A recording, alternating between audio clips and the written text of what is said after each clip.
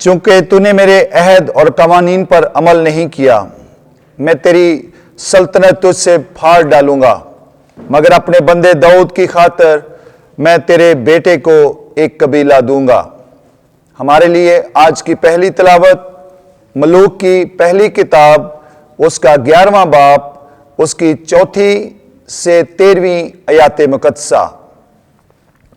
ان دنوں میں جب سلیمان بوڑھا ہوا تو اس کی بیویوں نے اس کے دل کو اجنبی معبودوں کی پیروی کی طرف مائل کیا، تو اس کا دل خداوند اپنے خدا کی طرف کامل نہ رہا، جیسا کہ اس کے باپ داؤد کا تھا۔ اور سلیمان نے سیدونیوں کی دیوی اشتارت کی اور بنی امون کے بت ملکوم کی پرستش کی، اور سلیمان نے خداوند کی نگاہ میں بدی کی، اور اپنے باپ داؤد کی طرح اس نے خداوند کی پورے طور پر پیروی نہ کی۔ تب سلیمان نے مواب کے بت کموش کے لیے اس پہاڑ پر جو یروشلم کے سامنے ہے، اور بنی امون کے بت ملکوم کے لیے ایک اونچی جگہ بنائی، اور ایسا ہی اس نے اپنی سب اجنبی عورتوں کے واسطے کیا جو اپنے معبود کے آگے بخور جلاتی اور قربانیاں گزرانتی تھیں۔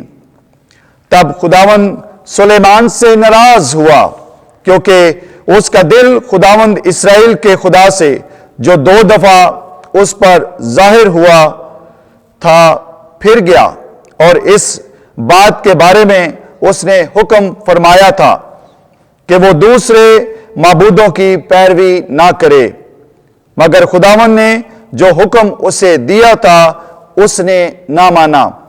تو خداوند نے سلیمان سے کہا، چونکہ تو نے یہ کیا ہے اور میرے عہد کو اور میرے قوانین کو جن کا میں نے تجھے حکم دیا تو نے نہیں مانا، تو میں تیری سلطنت تجھ سے پھاڑ ڈالوں گا اور اسے تیرے خادم کو دوں گا، لیکن تیرے باپ داؤد کی خاطر میں تیرے دنوں میں ایسا نہ کروں گا، پر تیرے بیٹے کے ہاتھ سے میں اس کو پھاڑ ڈالوں گا، اور میں ساری مملکت کو پھاڑوں گا، مگر اپنے بندے داؤد کی خاطر اور یروشلم کی خاطر جس کو میں نے چن لیا تیرے بیٹے کو ایک قبیلہ دوں گا۔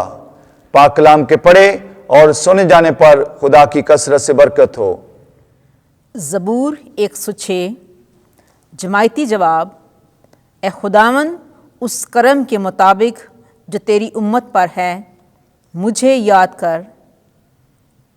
مبارک ہیں وہ جو قواعد پر چلتے ہیں اور ہر وقت صداقت کے کام کرتے ہیں۔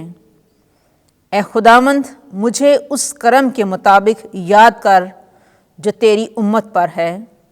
جماعتی جواب: اے خداوند، اس کرم کے مطابق جو تیری امت پر ہے مجھے یاد کر۔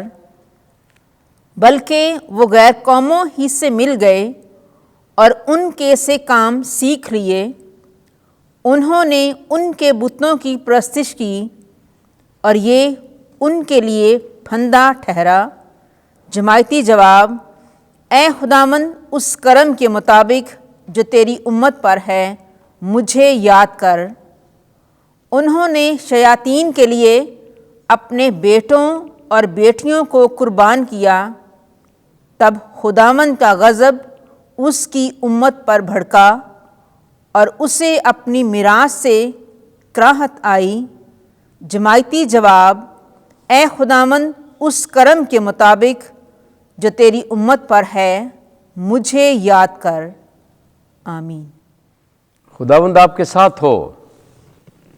انجیل مقدس مرکز کے مطابق اے خداوند تیری تمجید ہو۔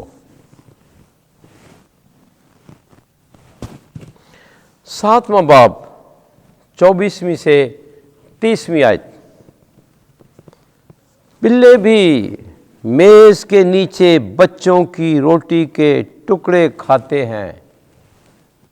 اس وقت یسوع ناصرت کے علاقے کو چھوڑ کر سور کے علاقے میں گیا اور ایک گھر میں داخل ہو کر نہیں چاہتا تھا کہ کوئی جانے، مگر پوشیدہ نہ رہ سکا،